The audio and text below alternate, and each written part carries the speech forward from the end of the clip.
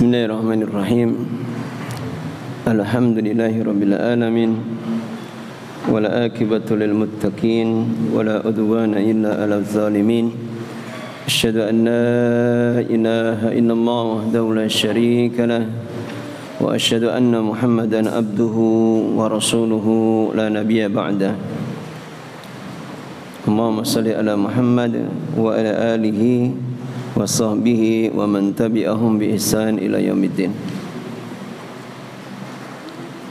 Tidak ada yang pengen menghafal hadis?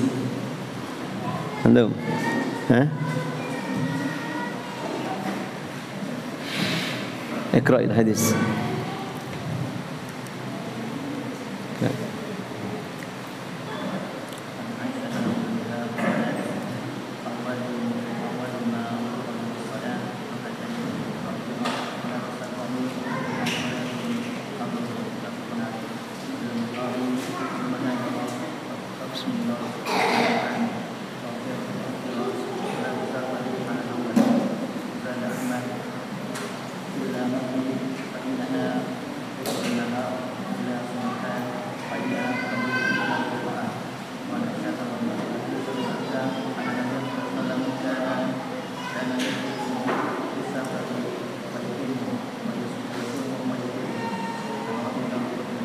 Baik.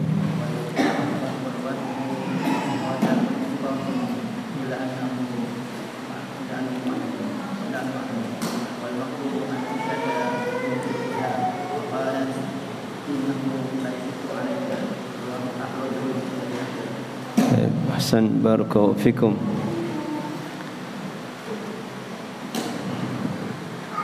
Masih di dalam bab salatus safar. Kita masuk pada hadis yang setelahnya.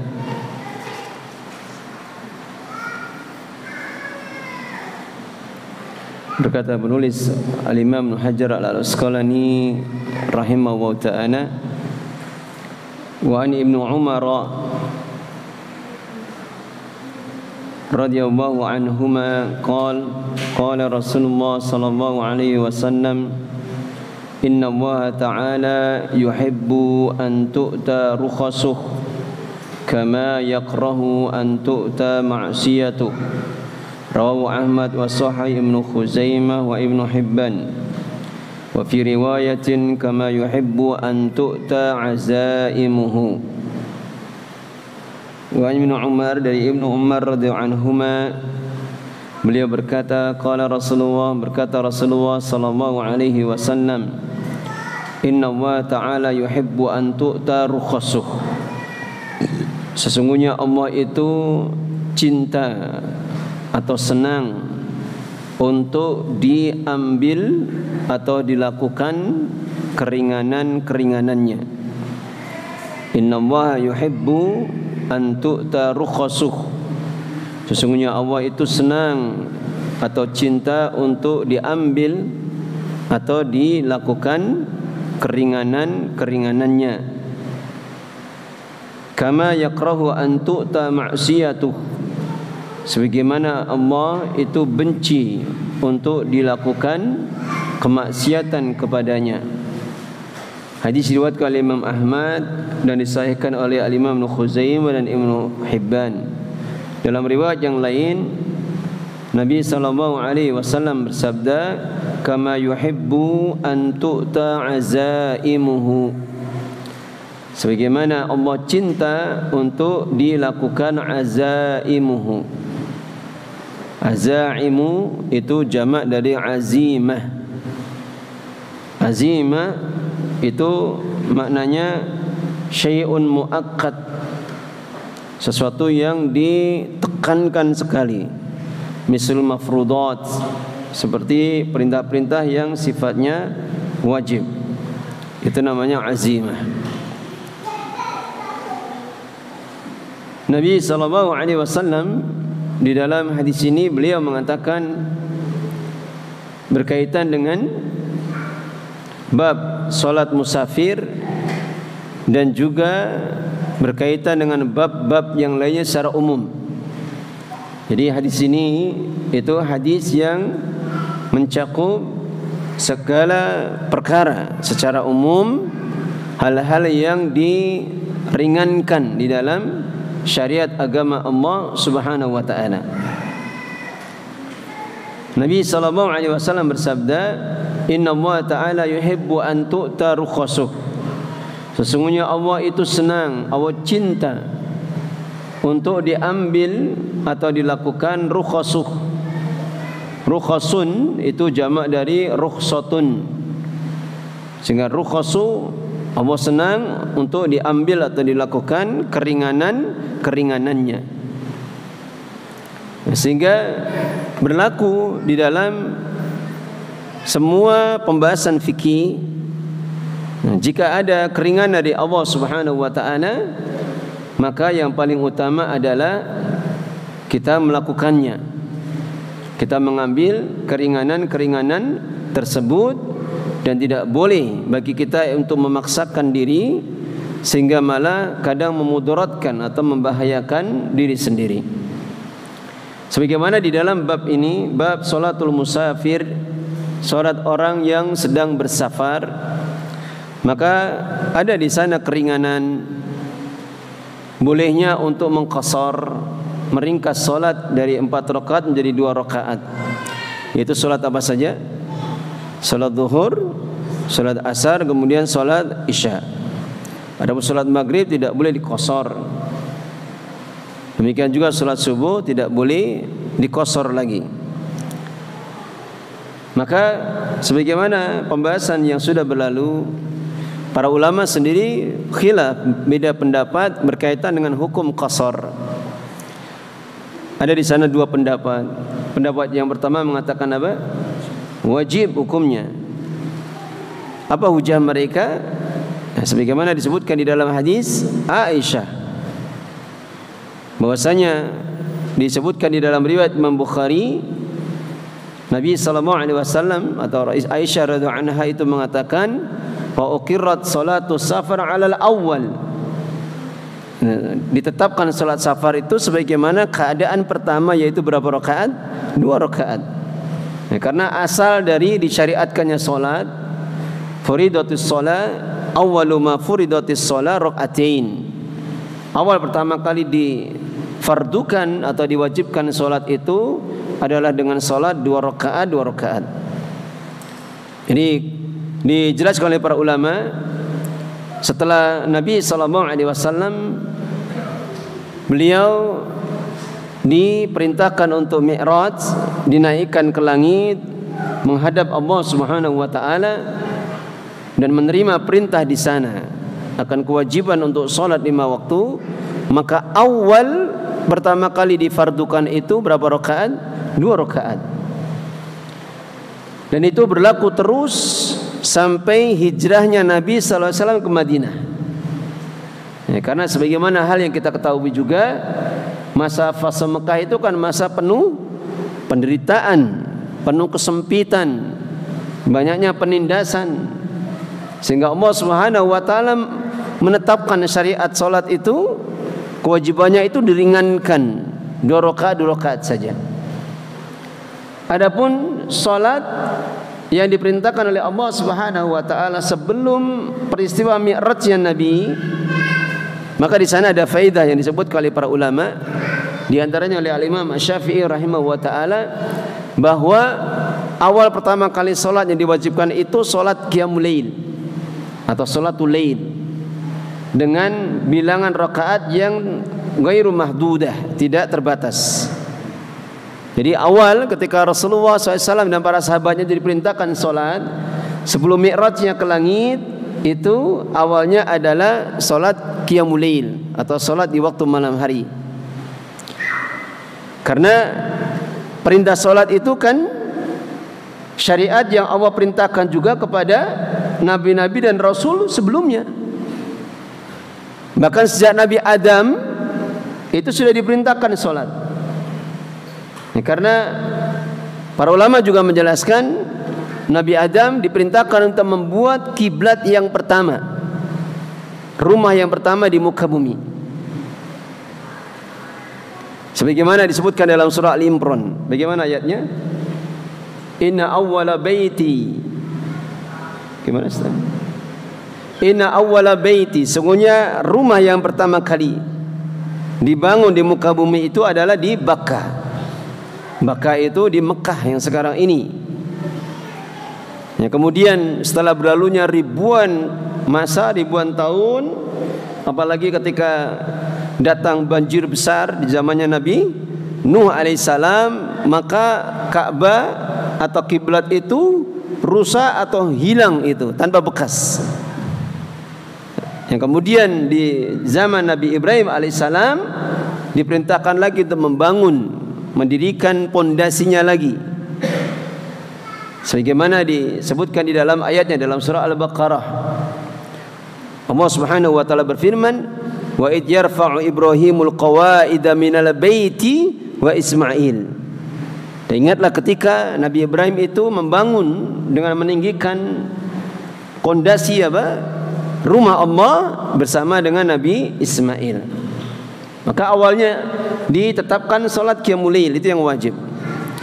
Kemudian ketika sudah diperintahkan oleh Allah ketika peristiwa Mi'rajnya beliau ke langit, di atas langit ketujuh, maka salat qiyamul lail itu menjadi wajib untuk Nabi, akan tapi untuk umatnya menjadi hukumnya apa?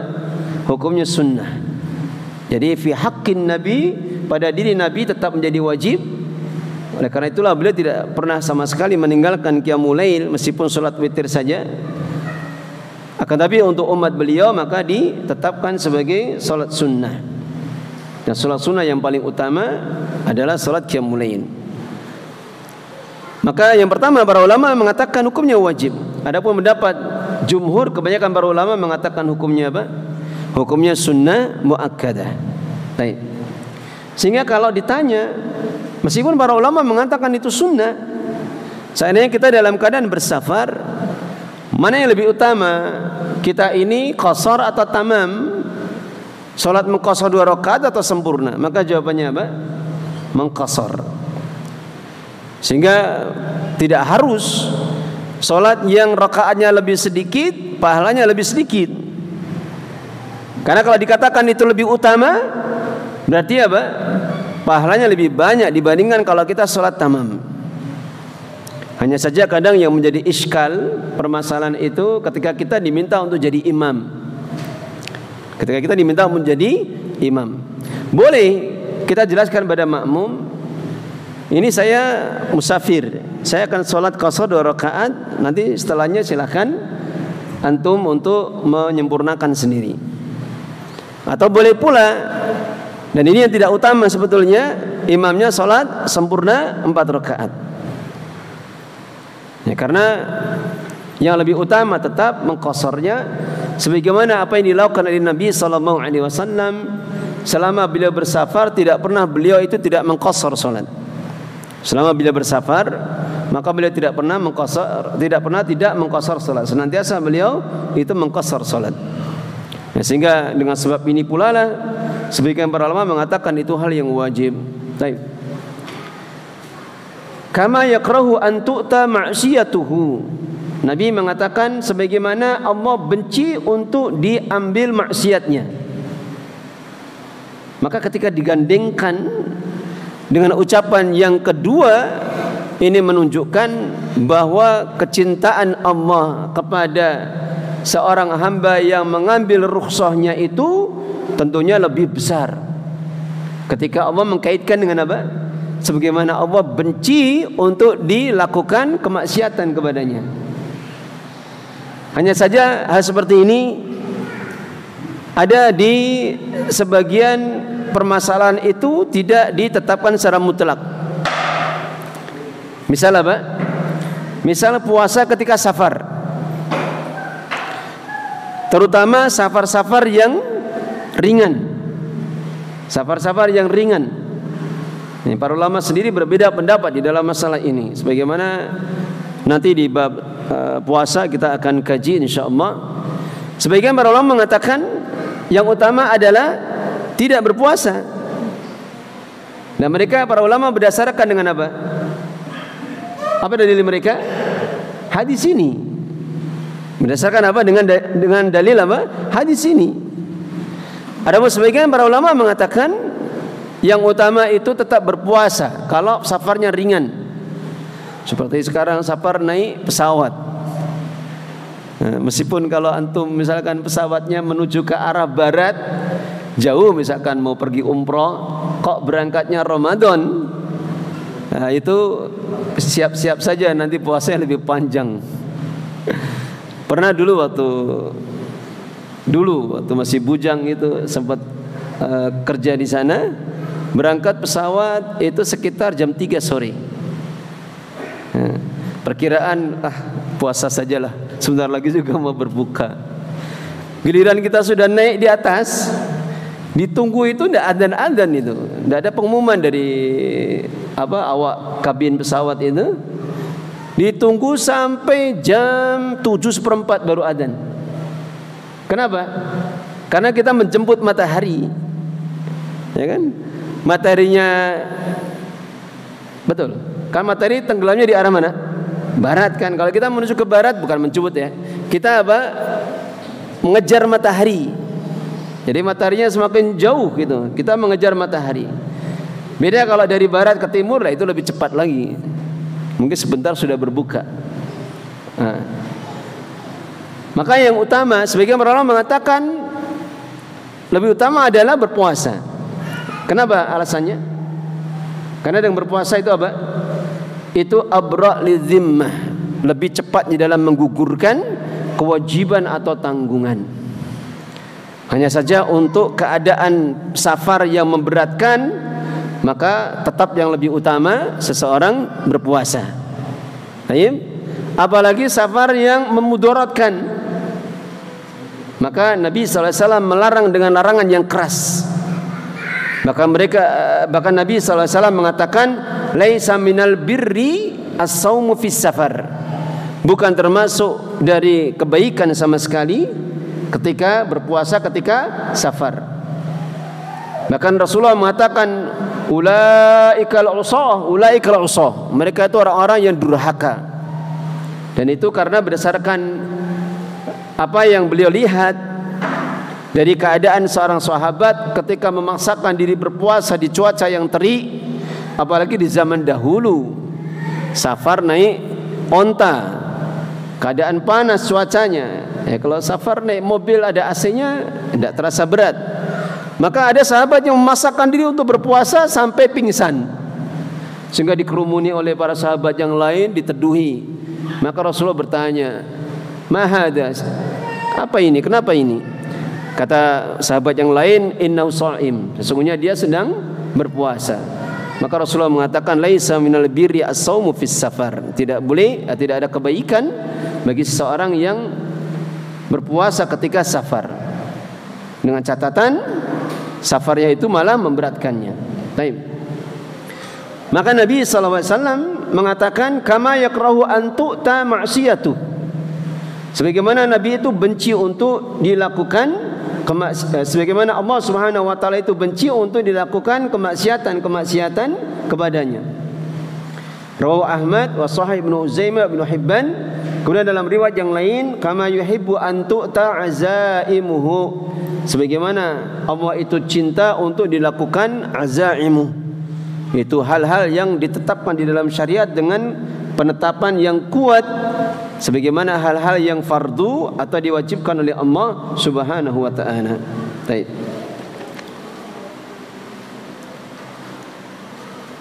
Kita masuk pada hadis setelahnya, dan ini hadis yang sudah kita umumkan di dalam pemberitahuannya, bab tentang batasan jarak safar. Tahdidu masafatil qasri. Tahdidu masafatil qasri, yaitu batasan jarak bolehnya mengqasar. Batasan jarak bolehnya mengqasar salat. Baik. Kata beliau Al-Imam Ibnu Hajar Al-Asqalani rahimahu wa ta'ala, wa an Anasin, dari Anas radhiyallahu an, beliau berkata, kana Rasulullah sallallahu alaihi wasallam idza kharaja masirata salasati amyalin aw farasikha shalla rak'ataini, rawahu Muslim.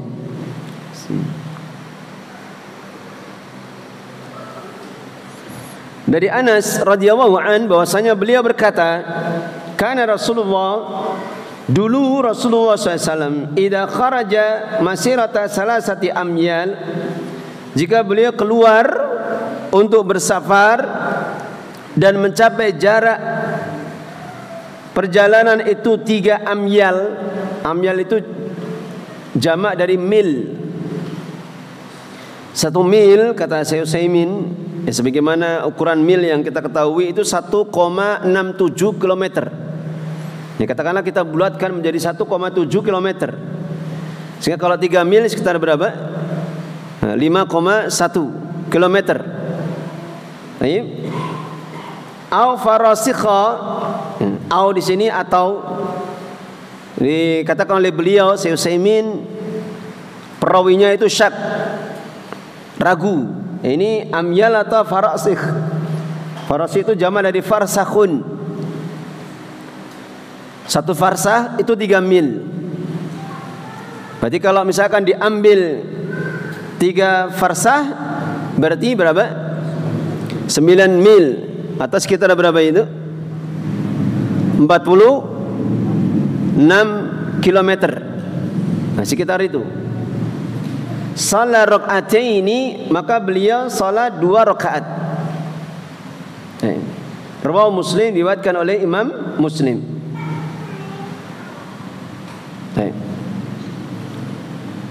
Maka dijelaskan oleh para ulama bahwa ragunya rawi di dalam hadis ini ketika mengatakan itu 3 mil atau 3 farsakh, maka dijelaskan oleh mereka para ulama bahwasanya hadis ini itu bukan batasan jarak jauhnya seorang dalam safar, tapi disebutkan di dalam penjelasan para ulama bahwasanya hadis ini itu berkaitan dengan kapan seseorang itu mulai mengqashar salat. Ya, karena kalau misalkan kita ambil perkataan yang pertama itu 3 mil, 5 kilo itu kalau misalkan kita ke arah timur, ya karena seringnya saya ke arah timur. Jadi misalkan saya mana?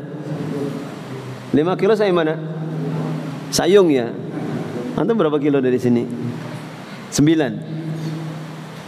Nah, sekitar itu. Bukan maksudnya kalau kita safarnya cuman sampai sejarah itu kemudian kita boleh mengqashar. Paham ini? Tapi yang dimaksud adalah apa? Bahwasanya kapan seseorang itu dia hendak bersafar jauh, maka batasan mulai dia boleh mengqashar itu adalah batasan 3 mil. Sehingga disebutkan oleh para ulama, jumhur, kebanyakan para ulama mengatakan kapan seorang itu boleh mulai mengqashar itu ketika dia sudah meninggalkan rumah-rumah terakhir di tempat mukim atau kotanya. Nah, karena kita membayangkan kan keadaan di zaman dulu, ya kalau di sini jarak antar kota itu sudah berhimpitan. Kayak sini sama Sayung sudah ramai rumah-rumah. Kalau dulu kan misalkan kota Madinah, kita keluar dari kota Madinah, atau misalkan tidak usah dulu, sekarang pun seperti itu. Jarak antara kota dengan kota yang lainnya itu jauh, dipisahkan dengan tanah gurun, gersang, tanah lapang, luas. Ya, sehingga batasannya kata para ulama, kapan boleh dia mulai mengqashar itu kalau sudah meninggalkan rumah terakhir dari kotanya. Dengan perkiraan apa? Jarak dari 3 mil di sini. Jarak 3 mil di sini. Paham ini? Nah, sehingga tidak boleh misalkan antum cuman karena pengen main ke Pak Habib. Saya tak main ke Pak Habib itu sudah 10 kilo itu. Nah, kita qashar di sana. Nah, bukan seperti itu maksudnya dari hadis ini. Paham? Atau misalkan sengaja tidak ada tujuan, yang penting pengen ke arah timur, melewati Sayung biar di sana bisa qashar. Nah, ini juga tidak boleh. Tapi maksudnya apa? Maksudnya kalau misalkan kita mau ke arah timur, misal ke arah Pati, ke arah Rembang, ke arah Tuban, maka kapan boleh kita mengqashar? Itu ketika sudah meninggalkan rumah terakhir dari batas kotanya. Ya, kalau dikaitkan dengan jarak, maka disebutkan di dalam hadis Anas bin Malik radhiyallahu an, itu jaraknya 3 mil atau sekitar 5 km. Baik. Sehingga mungkin kalau dulu saya pernah salah mengutip bahwasanya kita hanya boleh mengqashar itu kalau sudah mencapai jarak safar yang dibolehkan, maka seperti ini ternyata berbeda dengan penjelasan para ulama. Ya, sehingga apa yang mungkin pernah antum dapatkan faedahnya seperti itu ditinggalkan saja dan kita terapkan apa yang dijelaskan oleh para ulama. Baik.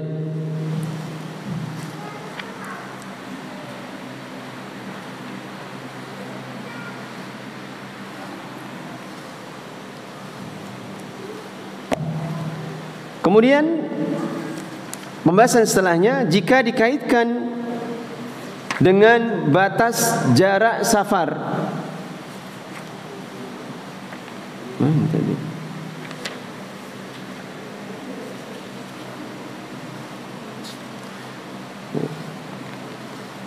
Dikaitkan dengan batas jarak safar, maka para ulama itu berbeda pendapat. Sebagaimana disebutkan faedahnya di sini, miqdarul masafah al-mu'tabarah li jawazil qasri. Ukuran jarak yang dianggap untuk boleh mengqasar salat. Maka para ulama berbeda pendapat di dalam masalah ini. Saya sebutkan saja pendapat yang pertama, yajuzul qasru fi marhalatain. Boleh mengqasar pada jarak 2 marhalah. 2 marhalah ini dijelaskan oleh para ulama, kalau dihitung dengan mil itu 48 mil. Mil itu dikenal di zaman dahulu. Atau kalau dihitung dengan kilometer itu sekitar 85 kilometer. Sebagaimana mungkin yang antum dapatkan faedah fikih di dalam jarak safar itu 85 km. Dan ini adalah pendapat dari Hasan al-Basri, Az-Zuhri, Imam Malik, Al-Lais, Asy-Syafi'i, Ahmad, Ishaq. Dan mereka berdalilkan dengan hadis dari Ibnu Abbas radhiyallahu anhuma, Nabi SAW bersabda, la taqsuru fi aqalla min arba'ati burudin min Makkah ila Usfan. Janganlah kalian itu mengqasar pada jarak yang lebih sedikit dari 4 burud, yaitu jarak dari Mekah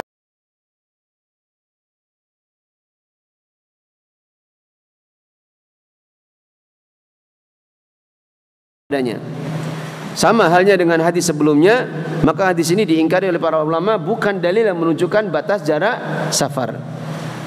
Kemudian pendapat yang setelahnya, pendapat yang keempat, la hadda lil musafah wa inna ma yurja'u fi dzalika ila al-urfi. Tidak ada batasan pada jarak safar, sehingga dikembalikan di dalam permasalahan tersebut kepada apa? Kepada urf. Dikembalikan kepada apa? Urf. Sebagaimana apa yang disebutkan kaidahnya oleh para ulama, jika di dalam syariat itu tidak disebutkan batasan yang jelas, maka para ulama akan mengembalikannya kepada apa? Kepada urf. Para ulama akan mengembalikan kepada apa? Kepada urufnya. Nah, sebagaimana kita contohkan, misalkan kaidah ini Allah Subhanahu wa taala berfirman, wa'ashiruhunna bil ma'ruf, dan pergaulilah istri-istri itu dengan cara yang ma'ruf. Ma'ruf itu artinya urfan, secara urfnya. Ya, sehingga kalau misalkan seorang laki-laki menikahi seorang wanita itu dari kalangan orang yang terpandang, orang kaya, dan dia mampu, maka dia berikan secara urufnya kebutuhan yang biasa dibutuhkan oleh istrinya ini. Tapi dengan catatan apa? Suaminya mampu. Ya, kalau misalkan nafkahnya satu hari berapa, katakanlah 200.000, ya dia berikan 200.000 kalau dia mampu, karena dia berasal dari orang kaya, dari kalangan orang kaya. Tapi kalau misalkan dari kalangan orang-orang biasa, maka dia berikan apa, secara urfnya pula. Ini makna dari ma'ruf, apa, bil ma'ruf, secara ma'ruf urfan. Sama halnya di dalam permasalahan menetapkan jarak terdekat dari safar, maka bisa dikembalikan secara urufnya. Dan ini adalah pendapat dari Dawud Al-Zahiri, sebagian dari para ulama Hanabilah, pilihan dari Al-Imam Ibnu Qudamah, Ibnu Taimiyah, Ibnu Qayyim, Siddiq Hasan Khan, Syekh Al-Albani, Syekh Utsaimin, kemudian Syekh Muqbil rahimahumullah taala ajmain. Ya, karena tidak adanya batasan yang jelas di dalam menetapkan kapan jarak terdekat bolehnya seorang untuk mengqashari dalam solat, maka bisa dikembalikan kepada uruf. Apa maksudnya? Ya, dikembalikan kepada uruf. Kalau urufnya di masyarakat itu bahwasanya kalau seseorang melakukan suatu safar, kemudian orang mengatakan, oh dia sedang bersafar, dia sedang keluar kota, maka dikatakan dia sedang bersafar. Ya, kalau meskipun sudah keluar dari kotanya, pindah ke kota yang lain, tapi orang belum mengatakan dia keluar kota, maka secara urufnya dia tidak dikatakan sedang bersafar.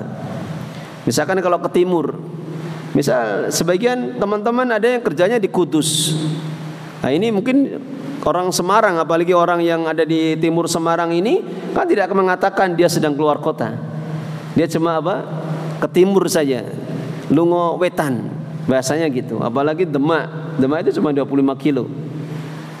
Mungkin kalau ke timur itu orang akan mengatakan safar kalau sudah masuk ke wilayah Pati. Itu orang mengatakan itu sedang keluar kota, safar. Kalau ke arah barat mana kira-kira? Kalau Waleri belum kayaknya ya. Kendal itu masih dekat. Batang sudah mungkin. Batang itu sudah jauh. Berapa jarak Batang sini? Nah, sudah jauh. Kalau ke arah selatan misalkan antum apa kemana? Ke Ungaran, orang belum mengatakan luar kota. Ke Bawen belum luar kota. Tapi kalau mungkin sudah masuk Salatiga, orang baru mengatakan itu sudah luar kota. Kayak teman-teman di Bojai itu, kalau bilang sama temennya, yuk medun Kang, dia bilangnya apa? Medun itu, bukan keluar kota, tapi apa? Turun, medun yuk, misalkan ke Semarang gitu. Nah, itu mereka mengatakan bukan keluar kota, meskipun itu sudah masuk wilayah kota yang lain. Paham ini? Nah, sehingga yang rajih di dalam masalah ini adalah pendapat yang keempat. Jadi semuanya dikembalikan kepada urufnya.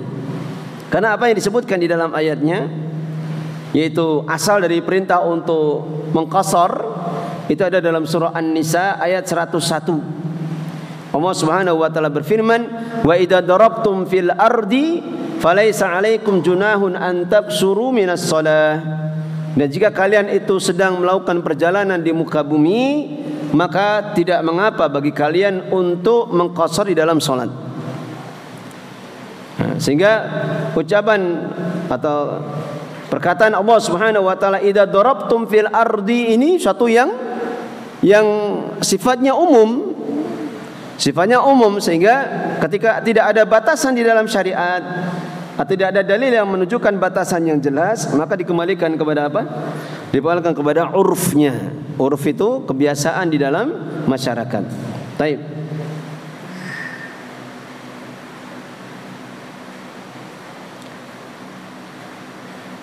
Kemudian dijelaskan setelahnya, ini kita ambilkan dari syarah Umdatul Ahkam.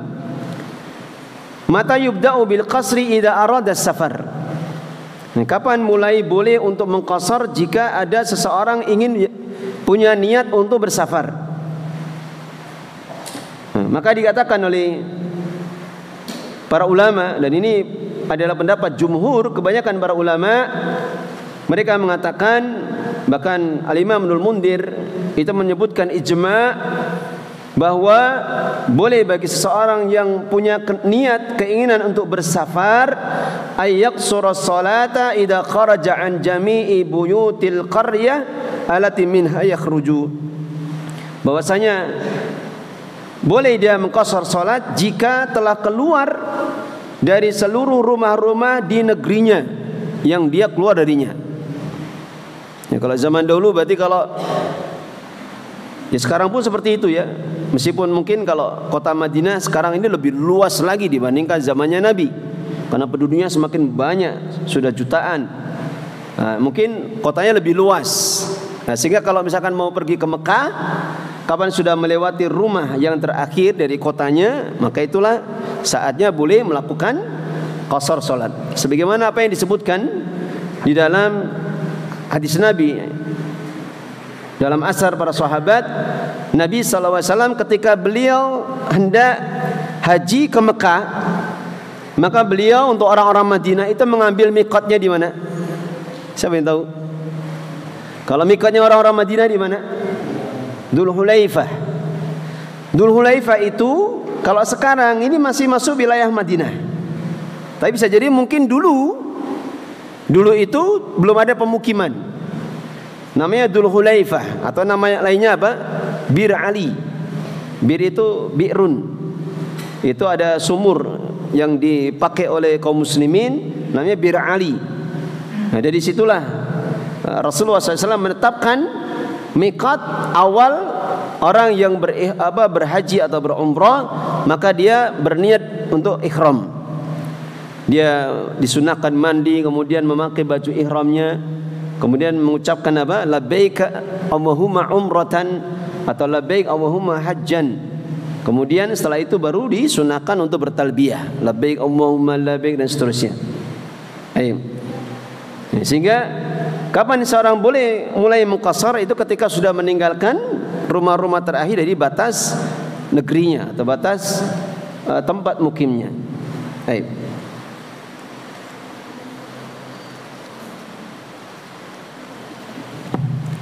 Sekarang kita akan baca hadis setelahnya. Adadul ayyam allati yajuzu fiha al-qasru.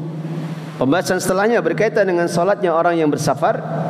Adadul ayyam, yaitu hitungan hari, allati yajuzu fiha al-qasru, yang boleh baginya itu untuk mengqasar salat. Adadul ayyam allati yajuzu fiha al-qasru, yaitu bilangan hari yang boleh seorang untuk mengqasar salat. Ini juga banyak ditanyakan oleh para ikhwah. Misalkan ada seorang yang pergi ke luar kota,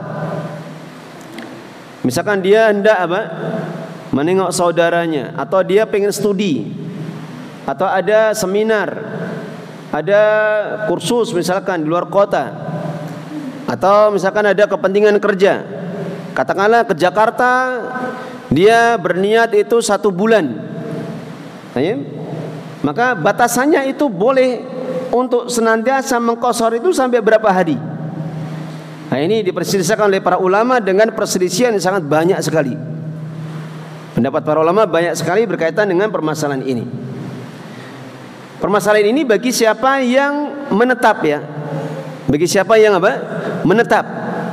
Kalau bagi siapa yang ketika dia melakukan perjalanan, katakanlah ke Jakarta, itu dia bergerak terus.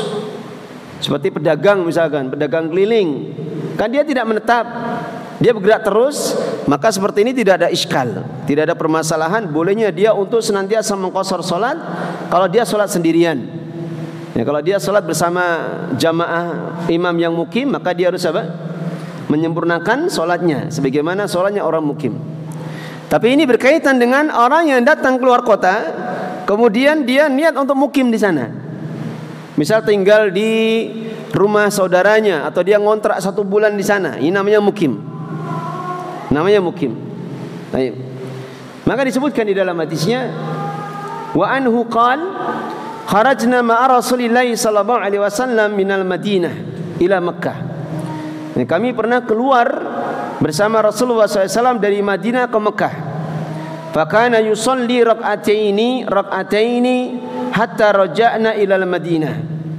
Maka dulu beliau itu senantiasa salat 2 rakaat untuk yang salatnya 4 rakaat, hatta raja'na ilal Madinah, sampai kita ini kembali ke Madinah. muttafaqun alaih, hadis diriwayatkan oleh Imam Bukhari dan Muslim, wal lafdzu lil Bukhari, dan lafadznya untuk atau miliknya Bukhari. Baik.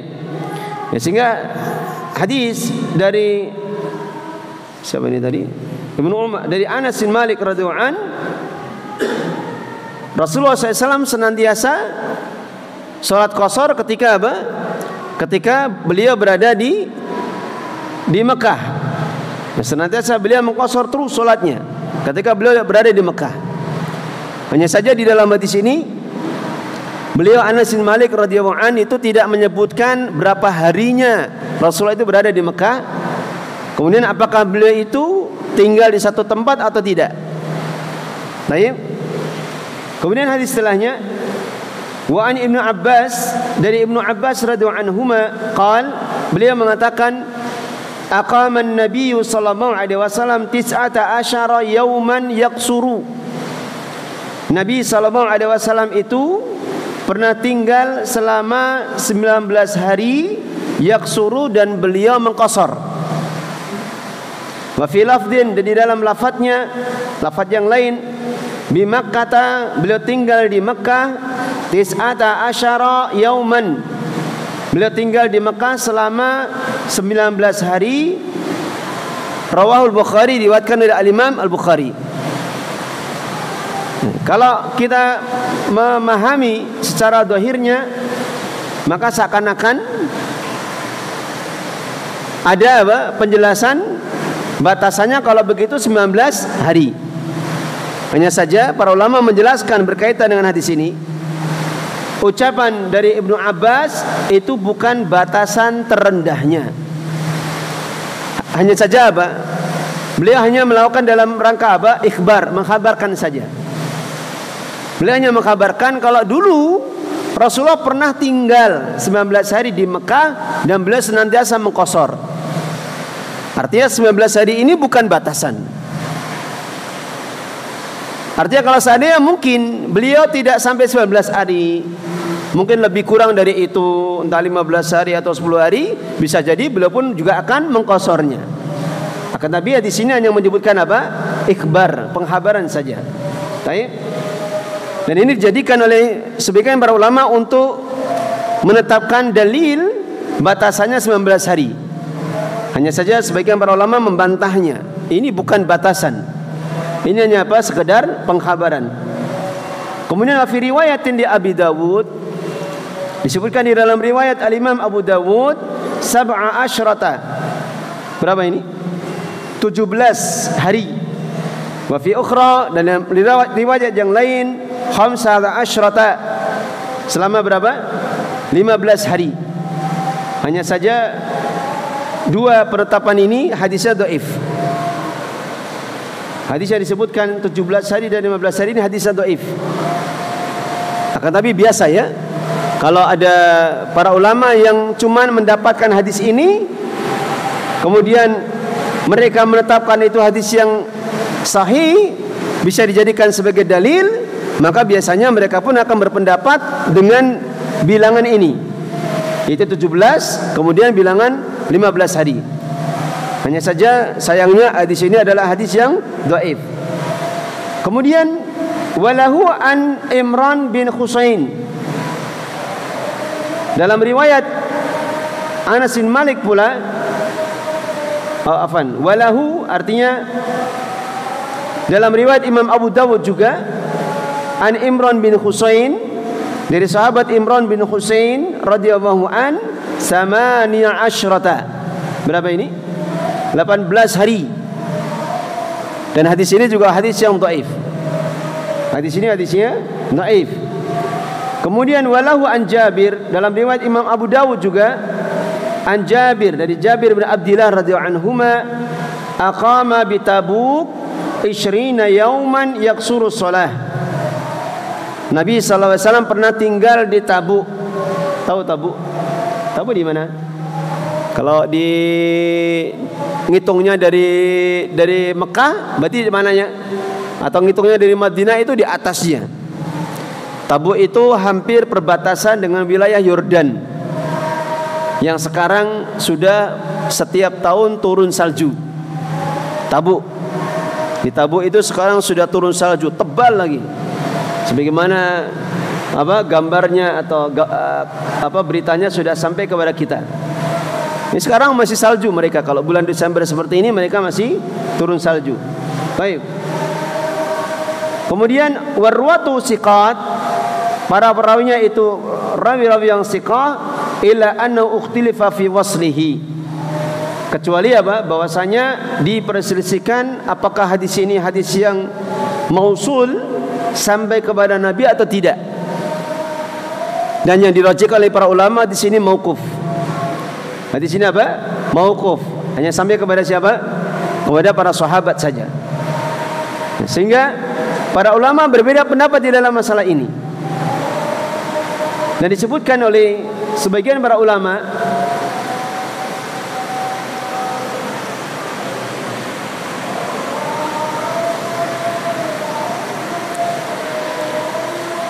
pendapat yang lainnya mengatakan la asla litahdid,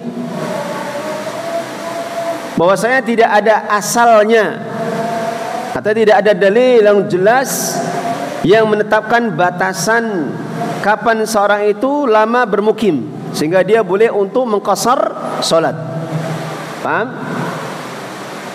Famadamal musafir musafiran yaqsuru salat. Maka kapan seorang itu dia bersafar, maka tetap boleh baginya untuk mengqasar salat walau aqama fi makana syuhuran, meskipun dia tinggal di satu tempat itu berbulan-bulan. Ini disebutkan, diriwayatkan oleh Imam Ishaq. Kemudian diriwayatkan pula dari pendapat Anas Ibnu Umar, pilihan dari Ibnu Taimiyah, pendapat dari Syekh Utsaimin rahimahu wa ta'ala. Dan hujah mereka adalah umumul adillah adalah ala subuti rukhasis safar, dari dalil yang menetapkan keringanan-keringanan ketika bersafar bagi seorang musafir biduni tahdidin, dengan tanpa batasan. Ya, sehingga ada sebagian para ulama yang berpendapat juga dengan ucapan dari Ibnu Abbas, bahwasanya Ibnu Abbas pernah mengatakan ketika ditanya apakah boleh seseorang itu mengqasar ketika dia tinggal lama di suatu tempat di dalam safarnya, maka Ibnu Abbas mengatakan boleh meskipun dia tinggal di situ tuh selama setahun. Selama dia niatnya bersafar. Dia niatnya bersafar. Baik. Kemudian ada satu pendapat lagi, dan ini pendapat yang dikuatkan juga oleh banyak para ulama, bahwasanya batasannya adalah 4 hari secara sempurna. Artinya 4 hari 4 malam secara sempurna. Wa inna wa arba'ata qasara. Jika dia berniat 4 hari, artinya memang niat awalnya itu lebih dari 4 hari lebih, maka dari awal dia tinggal di tempat safarnya itu dia boleh mengqasar dari awal. Paham ini? Dan ini pendapat Imam Ahmad, Dawud Adh-Dhahiri.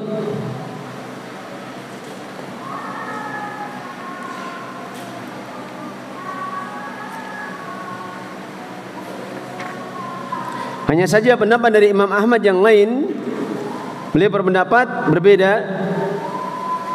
Beliau memberikan batasan itu selama 22 hari, 21 atau 22 hari baru boleh dia mengqasar salat dari awal safarnya. Ketika sudah sampai pada tujuan, maka boleh dia baru boleh mengqasar.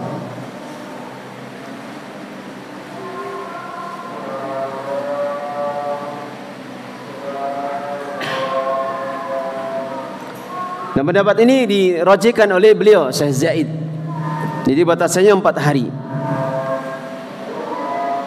Karena disebutkan di dalam hadisnya, Nabi SAW pernah datang ke Mekah pada haji wada pada hari Ahad yang keempat dari bulan Dzulhijjah, dan beliau tinggal di sana itu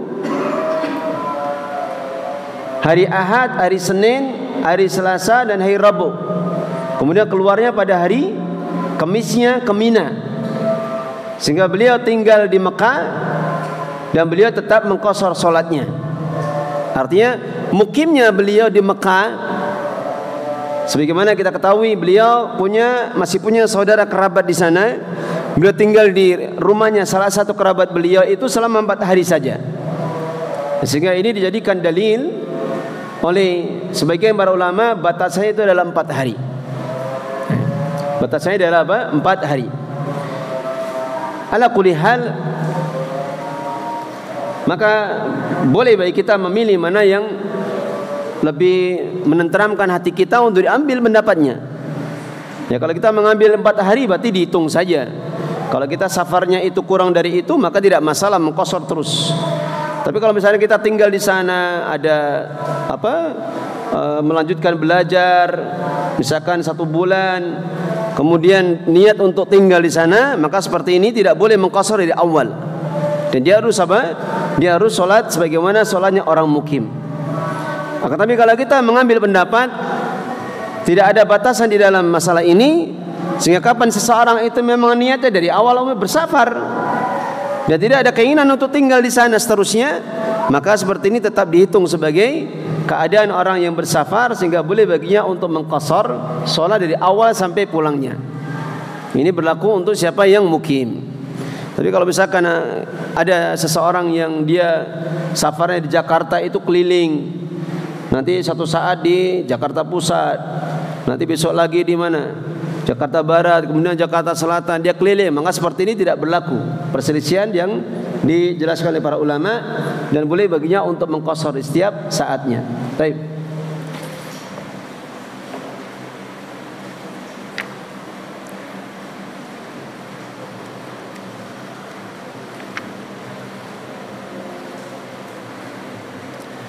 Dan ini hal yang kalau di sini mungkin tidak begitu jadi pembicaraan. Dulu waktu ketika kita di pondok itu jadi pembicaraan. Karena apa? Karena ada beberapa imam itu tidak semuanya orang mukim. Jadi ketika diimami oleh orang thalib, dia dari luar daerah yang jauh, ya karena bacanya bagus, maka dia lebih memilih untuk mengqashar. Padahal dia sudah tinggal di situ mungkin berbulan-bulan atau lebih dari 1 tahun. Nah, sehingga jadi apa? Jadi perbedaan pendapat. Ya, kalau memilih untuk mengambil pendapat yang mengqashar, ya mengqashar saja mengikuti imam. Tapi kalau memilih pendapat, saya lebih dari 4 hari, maka saya harus sholat sebagaimana sholatnya orang mukim. Ya, dia menyempurnakan sendiri bilangan rakaatnya. Ya, kalau di masjid seperti ini misalkan tidak ada iskal, tidak ada permasalahan. Tapi kalau di pondok itu bisa jadi ada permasalahan. Kecuali kalau memang ada seorang yang belajar, kemudian dia punya tempat di situ bersama keluarganya, ini beda lagi. Ini beda lagi. Kalau pembahasan setelahnya itu bab tentang jamak. Besok pembahasan tentang jamak. Ini ada faidah satu lagi. Lupa tadi. Bagaimana misalkan keadaan seseorang itu yang punya 2 keluarga, dan 2 keluarga itu jaraknya jarak safar, jarak jauh. Misalkan ada yang punya istri di Semarang, satunya lagi di Surabaya. Pada ketawa, ini siapa yang dimaksud? Karena beliau sendiri juga pernah bertanya, ini kondisi saya seperti ini gimana ini? Saya tetap harus sholat sempurna atau bagaimana? Maka yang rajih di dalam masalah ini itu pendapat yang mengatakan kapan dia memang punya keluarga di sana, punya tempat tinggal di sana meskipun ngontrak, tetap dia dikatakan mukim di sana. Jadi mukimnya di 2 tempat. 2 tempat. Ya, karena ada keluarga di sana. Jadi mukimnya berarti 2 tempat. Sebagaimana disebutkan di sini, para ulama berbeda pendapat. Sebagian mengatakan dia boleh mengqashar karena dihitung sebagai orang yang bersafar. Ketika asalnya dia tinggal di Semarang, kemudian dia punya rumah lagi di Surabaya gitu. Sebagaimana dikatakan, ini adalah pendapat jumhur para ulama. Jadi kebanyakan para ulama mengatakan ini tetap boleh keadaan dia mengqashar salat. Ada pendapat yang kedua, kapan dia tinggal di satu tempat itu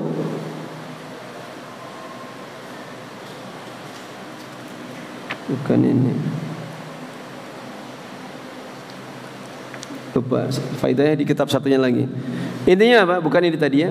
Itu bukan pendapat jumhur. Intinya kalau dia punya keluarga, punya tempat tinggal di kota lain, maka hitungnya sebagai orang yang mukim di tempatnya. Kalau dia pulang ke keluarganya satunya lagi. Baik. Sampai di sini pembahasan kita. Mungkin ada pertanyaan sebelum saya tutup. Fadhal, silakan. Kalau sekarang besar, kemudian menggunakan mengambil sombong tidak semua. Nah. Sahabatnya mungkin bulan atau itu. Nah. Lebih dari 3 kali sholat Jumat. Dan itu bagaimana dengan ancaman yang orang meninggalkan sholat Jumat kali betul-betul. Baik, Hasan. Wa'id atau ancaman bagi siapa yang meninggalkan sholat Jum'ah dengan ancaman Allah akan apa? Menetapkan apa? Hatinya itu dengan kemunafikan, itu hanya berlaku untuk orang yang meninggalkan secara sengaja tanpa udzur. Dan ini memang banyak ditanyakan ketika awal-awal pandemi kemarin, kita meninggalkan sholat Jum'ah itu sekitar 8 kali. Kita tidak sholat Jumat sekitar 8 kali. Sehingga ada sebagian yang bertanya banyak itu lewat Japri, ini gimana ini? Ya kita meninggalkannya karena udzur. Kalau karena udzur berarti tidak ada masalah, tidak ada kaitannya dengan wa'id atau ancaman yang disebutkan di dalam hadis Rasulullah sallallahu alaihi wasallam. Ya.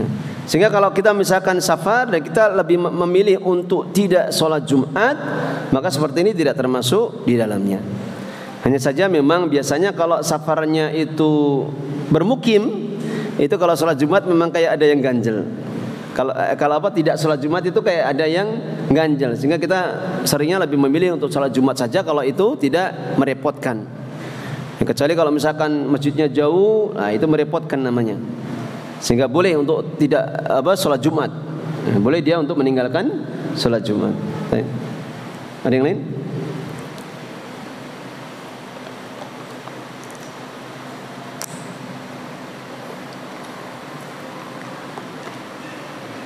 Fadhal.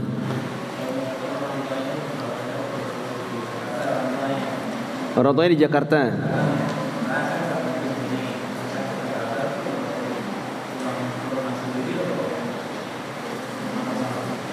Taib.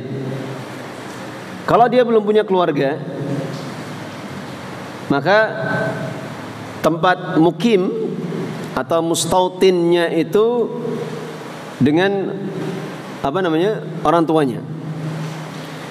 Kecuali kalau misalkan dia memutuskan untuk beli rumah di sana, di tempat lainnya, di kota lain dia memutuskan untuk beli rumah dan dia meniatkan untuk mukim di sana, maka berlaku dia orang mukim di situ.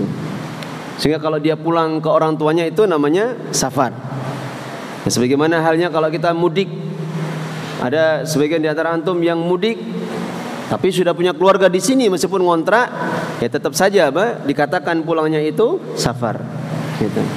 Beda keadaannya kalau misalkan dia cuman kerja saja di sana ngekos dan tidak ada niat untuk mukim di sana, cuman untuk tinggal saja selama bekerja di sana atau belajar di sana, maka seperti ini sebagian para ulama mengatakan itu mukim dan tidak ada kewajiban untuk sholat Jumat. Karena kewajiban sholat Jumat itu hanya berlaku untuk mustautin. Mustautin itu yang sudah punya tempat tinggal yang tetap. Hanya saja memang kalau kita katakan dia mukim dan tidak wajib sholat Jumat, memang kadang menjadi iskal. Karena lamanya dia tinggal di sana. Sehingga untuk mengambil ikhtiyat jalan selamat, ya dia tetap menunaikan sholat Jumatnya. Kecuali kalau misalkan dia perginya cuman 1 bulan, karena memang studinya cuman 1 bulan, atau urusan pekerjaan memang berapa pekan saja, maka seperti ini dihitung safar. Baik. Ada yang lain? Fadhal.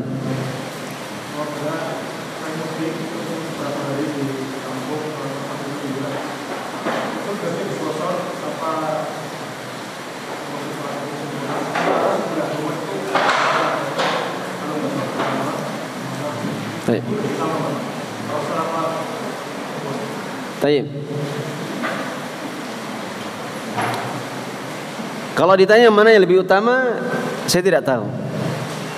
Tapi kalau ditanya Boleh tidak? Misalkan kita tidak sholat jamaah, maka jawabannya apa? Boleh. Sehingga kalau kita sholat sendiri, maka kita mengqashar. Kalau kita sholat sendiri, maka kita mengqashar. Kalau kita sholat jamaah dengan mereka, berarti sholatnya tamam, sempurna. Tapi kalau kondisi seperti itu, apakah mana yang lebih utama? Maka saya tidak tahu. Yang lain? Fadal.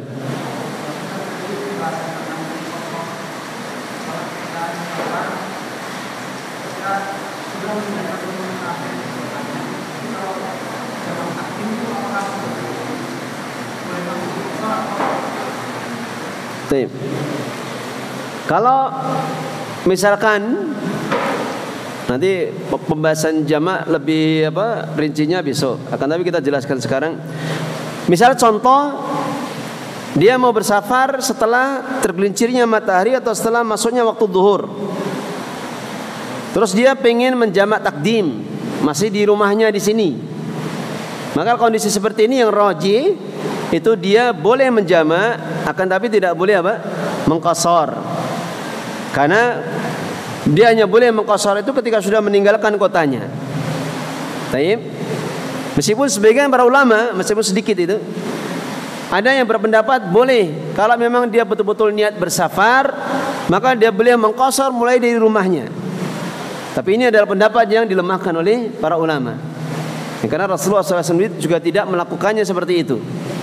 Beliau hanya mulai mengqashar ketika sudah keluar dari kota Madinah, atau sebagaimana disebutkan di dalam riwayat tadi, beliau mengqasharnya di Dzul Hulaifah ketika beliau hendak berihram. Baik. Sehingga boleh dia untuk menjamak, karena jamak itu tidak mengharuskan qashar. Jamak itu tidak mengharuskan qashar. Nah, seperti hujan deras, boleh kita menjamak. Kemudian karena sakit, karena banjir dan sebagainya, boleh kita menjamak. Atau karena suatu hal yang repot sekali, antum punya gawe, punya kesibukan yang luar biasa, atau hal-hal yang padat sekali itu jadwalnya, maka seperti itu kondisi kita repot, maka boleh menjamak. Boleh menjamak. Meskipun yang utama ya kalau dilakukan di waktunya sendiri-sendiri, maka itu yang utama, karena kita tidak sedang bersafar. Tapi kalau ditanya apakah boleh menjamak, itu boleh. Dan ini akan dijelaskan secara lebih terperinci nanti insyaallah, sebagaimana disebutkan di dalam hadis Ibnu Abbas radhiyallahu anhuma, pernah beliau itu mengajar di halaqah ilmu mulai dari sore hari mulai, kemudian sampai datang waktu maghrib. Beliau terus mengajar. Kemudian sampai menjelang masuknya waktu isya. Maka ada sebagian dari murid beliau yang mengatakan sholat. Waktunya sholat maksudnya. Maghribnya kita belum sholat itu. Maka kemudian Ibnu Abbas mengatakan, apakah engkau hendak mengajariku tentang sunnah? Maka sungguh dulu Rasulullah pernah menjamak tanpa ada hujan dan tanpa bersafar. Jadi dalam keadaan seperti itu pun dibolehkan kata para ulama untuk menjamak jika memang ada keperluan. Jika memang ada keperluan. Baik. Ada lagi? Fadhal.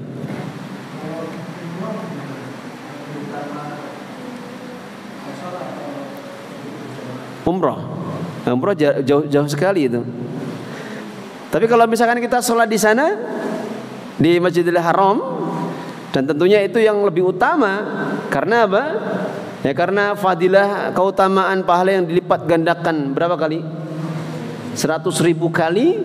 Ya biasanya jamaah akan berusaha untuk mendapatkan keutamaan itu biar bisa berjamaah di Masjidil Haram. Tapi seandainya keadaan mungkin capek, kurang enak badan, dia sholat di hotel, tidak ada masalah. Tidak ada masalah. Bahkan sebagian para ulama mengatakan keutamaan itu berlaku untuk masjid-masjid yang ada di sekitarnya. Jadi berlakunya bukan di Masjidil Haramnya saja, tapi di tanah haram. Dan di sekitar Masjidil Haram itu ada masjid-masjid kecil yang biasanya kalau jamaah itu terlalu capek jalan, jadi jalannya lumayan jauh itu memilih sholat di di masjid yang terdekat. Itu dibolehkan, dan itu sebagian para ulama mengatakan dia dapatkan keutamaan juga karena masih di tanah haram. Baik. Saya kira cukup ya. Demikian apa yang bisa kita kaji. Semoga bermanfaat. Akhiru da'wana walhamdulillahirabbil alamin. Subhanaka wa bihamdika asyhadu an la ilaha illa anta astaghfiruka wa atubu ilaik. Minta tolong dibagikan apa?